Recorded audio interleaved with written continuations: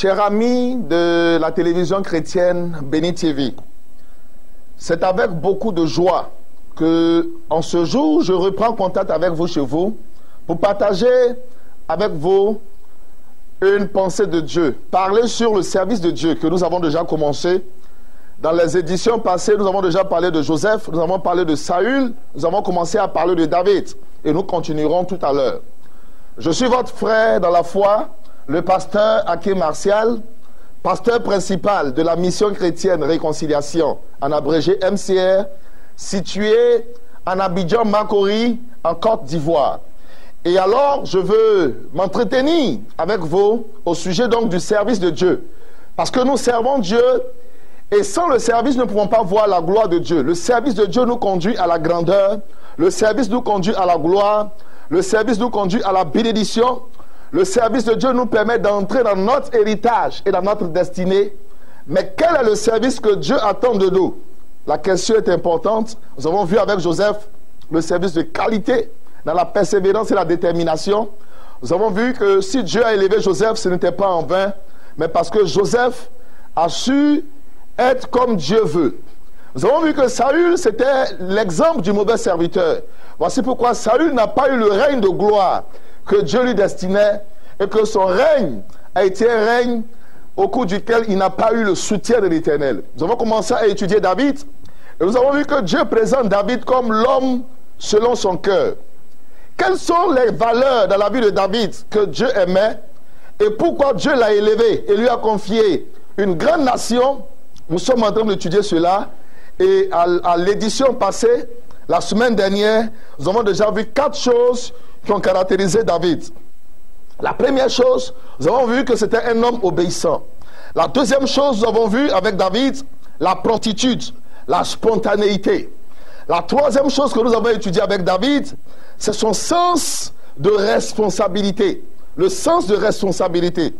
La quatrième chose que nous avons étudiée avec David, et sur quoi nous avons terminé la semaine dernière, c'est que David recherchait l'honneur de Dieu, l'honneur de l'Éternel, la recherche de l'honneur de Dieu. Voici les 4 choses que nous avons déjà présentées et étudiées dans la vie de David et qui sont comme des valeurs qui ont parlé en sa faveur et pourquoi Dieu l'a élevé. Écoutez, Dieu n'élève pas n'importe qui. Dieu élève des hommes et des femmes éprouvés en qui il y a certaines valeurs, en qui il peut confier des choses de gloire. Dieu veut te faire passer à un autre niveau maintenant, un autre niveau de ton ministère, un autre niveau de bénédiction. Mais il y a des principes que tu dois comprendre dans le service que tu accomplis pour le Seigneur. Dieu a besoin d'un service de qualité. Et comment parvenir à ce service de qualité? Nous allons donc continuer aujourd'hui pour voir toujours avec David le 5e point et les points suivants que nous pourrons étudier selon le temps. Je rappelle que notre texte est en 1 Samuel, le chapitre 17. Le texte étant long, je vous invite chez vous à relire l'histoire entièrement. C'est l'histoire de cette confrontation entre l'armée d'Israël et les Philistins. Et pendant 40 jours, l'armée du Dieu vivant était confrontée aux Philistins et personne ne pouvait se lever pour affronter les Philistins parce que dans l'armée des Philistins, il y avait un géant du nom de Goliath qui se présentait 2 fois par jour pour insulter l'armée d'Israël et tous les enfants d'Israël et même le Dieu d'Israël. Et personne ne pouvait réagir. Alors dans un enseignement, j'ai dit que Goliath a insulté alors l'armée d'Israël 80 fois au moins, parce qu'il se présentait 2 fois par jour pendant 40 jours. Et il les insultait, personne ne pouvait l'affronter. Jusqu'au jour où David, qui n'était pas dans l'armée, est arrivé alors sur le terrain de bataille, étant envoyé par son père. Il a obéi et il est allé. Et comprenez que Dieu, quand il veut vous élever, il utilise les circonstances qui ne dépendent pas de vous. Voilà pourquoi je prie que cette année soit une année d'opportunité de Dieu pour vous. Que cette année soit une année de grande bénédiction de Dieu pour vous. Que Dieu, qui est le Dieu qui établit les circonstances et les temps, vous ouvre les portes de sa gloire et vous fasse entrer dans l'héritage et dans la grande destinée qu'il vous a montrée depuis très longtemps. Alors soyez sensibles à la voix de Dieu pour ne pas rater les opportunités que Dieu placera au devant de votre chemin. Car il n'y a pas d'élévation sans opportunité. Dieu crée toujours une opportunité pour vous élever. Et c'est ce que Dieu va faire avec David. Par une opportunité sur le terrain de bataille, Dieu va élever alors David. La cinquième chose qui caractérise David, c'est que lorsque David est arrivé sur le terrain de bataille, tous les hommes de l'armée fuyaient Goliath. Et alors, en 1 Samuel 17, verset 32, nous lisons ceci, que David dit à Saül, que personne ne se décourage à cause de ce Philistin. Ton serviteur ira se battre avec lui. Alors, qu'est-ce que cela veut dire? Qu'est-ce que nous pouvons noter ici? Nous pouvons noter ici dans la vie de David l'esprit de sacrifice, le sacrifice de soi.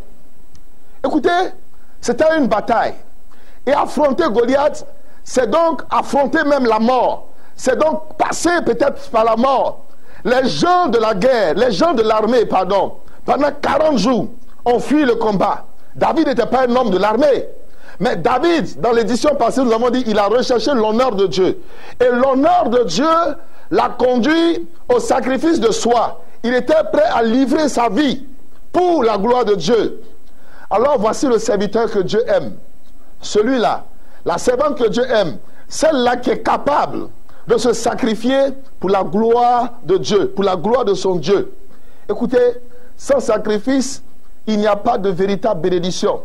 Dieu t'appelle au sacrifice. Le sacrifice de ta vie, le sacrifice de ton temps, le sacrifice de ton argent, le sacrifice de tes biens. C'est une chose que tu dois sacrifier afin de pouvoir accomplir l'œuvre de Dieu. Il n'y a pas de sacrifice. Moi-même qui vous enseigne, aussi j'ai fait un jour un sacrifice. Alors que Dieu m'a donné d'aller à l'école et de terminer les études universitaires. Et au moment où j'étais encore en année de doctorat, Dieu me dit, abandonne tout pour mon œuvre. Ça aussi c'est un sacrifice que j'ai dû faire un jour pour me mettre à la disposition de Dieu et prêcher l'évangile du Dieu vivant. C'est un sacrifice. C'était un combat dans la famille, mais c'est un sacrifice. Aujourd'hui, chacun de nous, Dieu attend notre part de sacrifice. Christ qui nous a aimés s'est sacrifié pour nous à la croix. Et quelle part de sacrifice nous pouvons accomplir pour Dieu, pour l'œuvre de Dieu? Quelle est notre part de sacrifice dans le royaume de Dieu?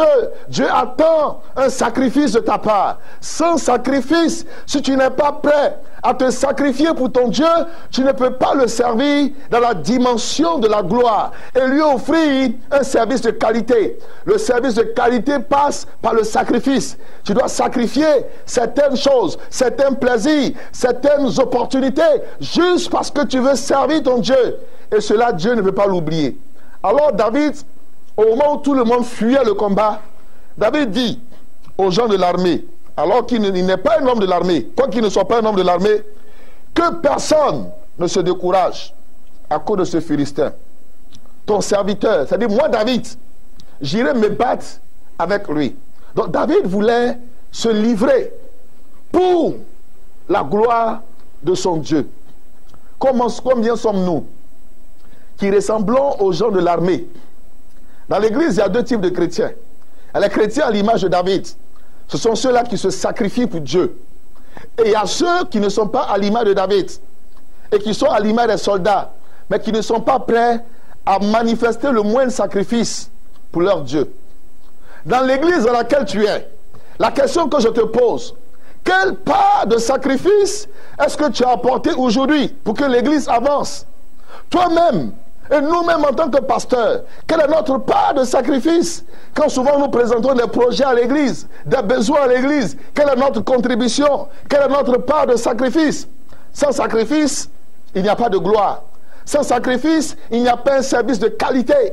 Nous-mêmes, en tant que pasteurs, à un moment, Dieu voudra qu'on sacrifie certaines choses qu'on peut donner à notre maison, à notre famille, pour l'église. C'est cela. Offrir le service de qualité passe par le sacrifice de soi, le sacrifice de tes biens, le sacrifice de ton temps. Et David dit, moi j'irai me battre.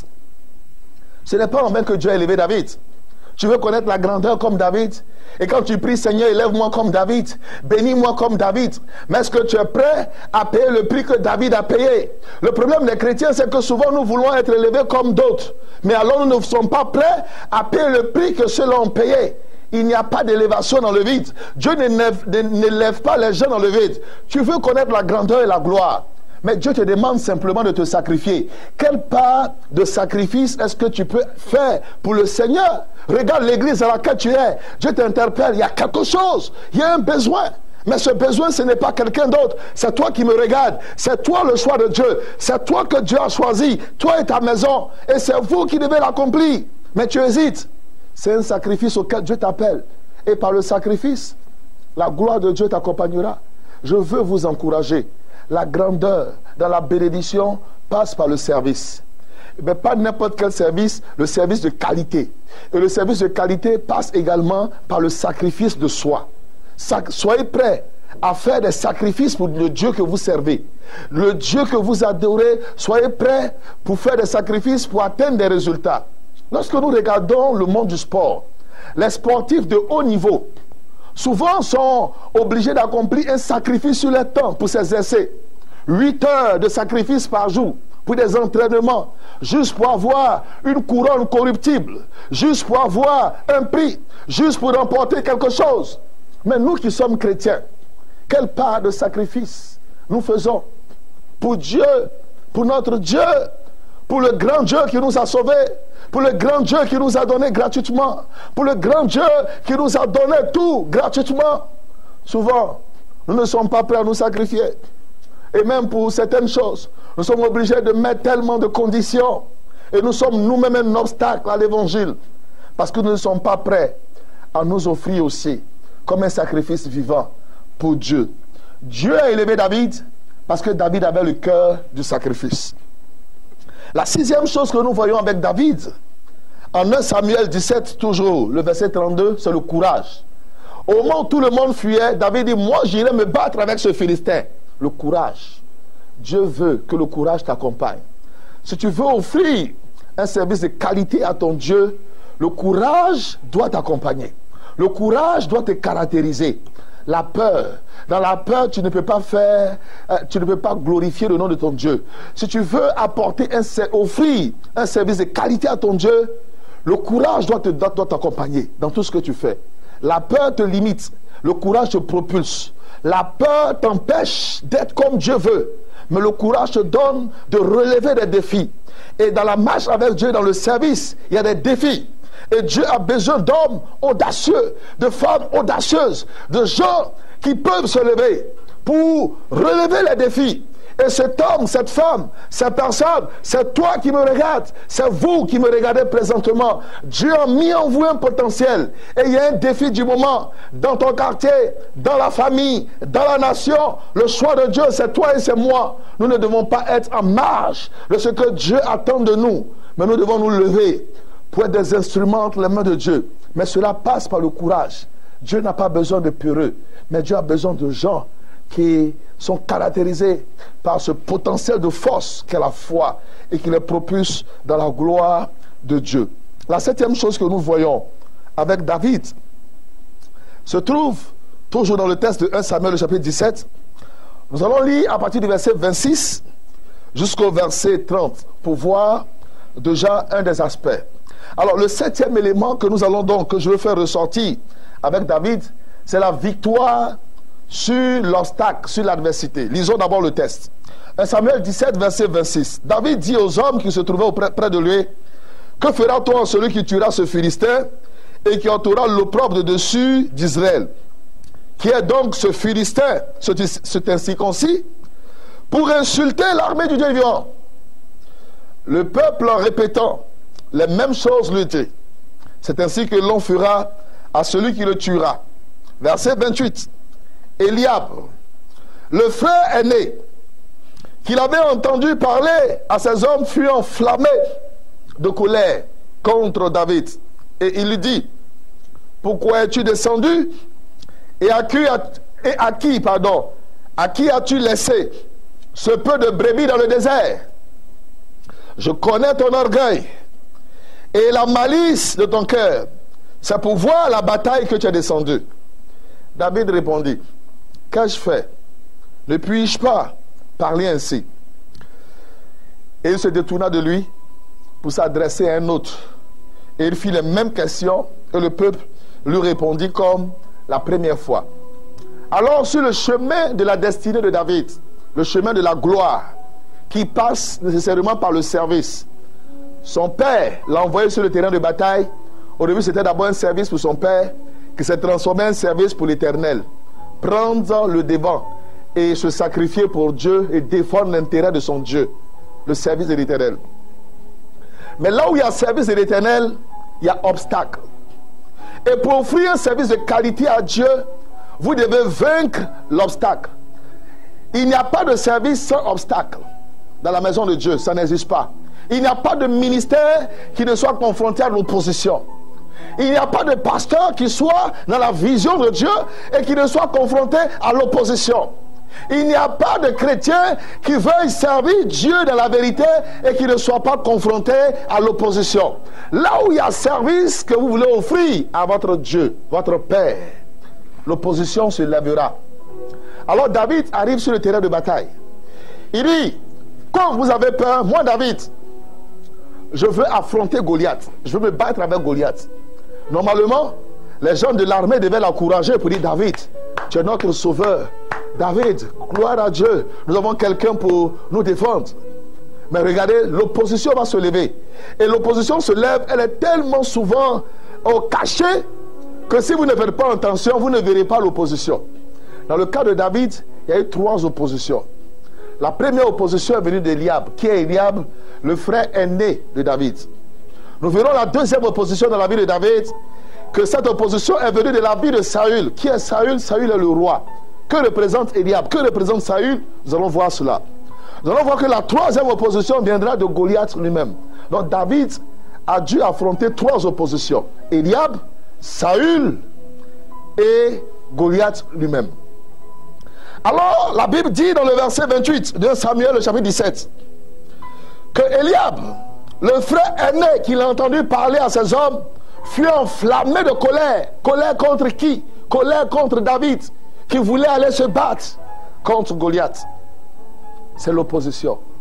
Eliab a dit, petit, je connais ton orgueil. Tu es un petit, tu es un enfant, tu ne peux rien faire. Eliab a commencé à le banaliser, à le minimiser, à lui adresser des paroles pour le décourager.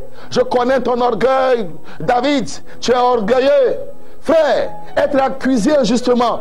Combien de fois vous avez voulu vous lever pour votre Dieu dans votre communauté ou dans le ministère et il y a eu l'opposition, de fausses accusations, de fausses paroles pour vous blâmer, des paroles méchantes au lieu d'être encouragé.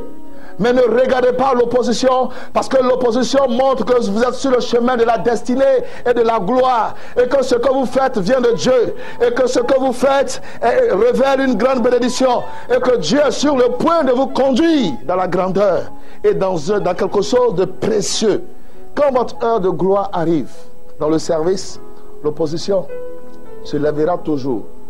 Mais ne laissez rien vous arrêter. Combien sont-ils les chrétiens qui disent, non, moi je suis dans l'église, on m'a critiqué, donc je ne vais plus à l'église. Pour des critiques, tu ne vas plus à l'église?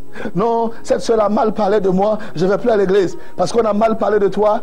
Qu'est-ce que Jésus aurait dit à la croix? Oh, on se moque de moi, je veux descendre de la croix. On me fait souffrir de la croix, je veux descendre de la croix. Mais frère, il a payé le prix pour que toi tu sois sauvé. Il dit, si quelqu'un veut le suivre, qu'il se charge chaque jour. De quoi? De sa croix et qui le suivent. Il n'y a pas d'évangile sans croix. Il n'y a pas de gloire sans croix. Il n'y a pas de service sans croix. La persécution viendra, l'opposition viendra. Mais tu dois vaincre cela. Alors, la première opposition, c'est Eliab, le frère aîné, qui a dit à David, David, je connais ton orgueil. Que représente Eliab? Eliab, c'est le frère aîné. Eliab représente ceux qui vous ont précédé dans le ministère. Des gens qui étaient dans le ministère avant vous. Eliab, c'est le frère aîné. Que représente Eliab?